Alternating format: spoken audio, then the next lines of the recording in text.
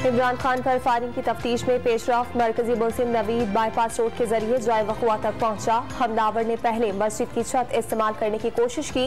Container से 15 से 20 कदम के फासले पर पूरा ब्रस्ट फायर किया। 8 गोलियां चलने के बाद एक गोली फंस गई। तफ्तीश में इंकिशाफ। मुलजिम को तहकीकात के लिए CTD के हवाले कर दिया गया। इमरान खान पर हमले के बाद लाहौर में तहरीक इंसाफ की अहम बैठक आज होगी। मुशावरत के बाद सियासी सूरत हाल, इमरान खान की सेहत को देखते हुए लॉन्ग मार्च से मुतालिक फैसला किया जाएगा। हमले के बाद वजीराबाद पर मार्च रोक दिया गया था। कातिलाना हमले में जख्मी इमरान खान की टांगों की सर्जरी हो गई। एक टांग की हड्डी पिचक गई थी। रात गए सिटी स्कैन और एक्सरे कर लिए गए।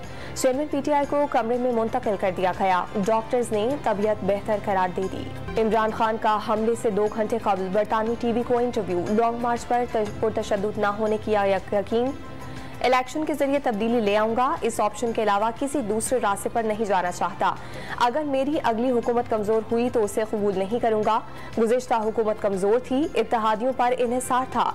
PTI सरबराह की गुफ्तगू। वज़ीर आज़म शहबाज शरीफ का इमरान खान पर हमले का नोटिस। वज़ीर दाखिला राना सनाउल्लाह से रिपोर्ट तलब कर ली।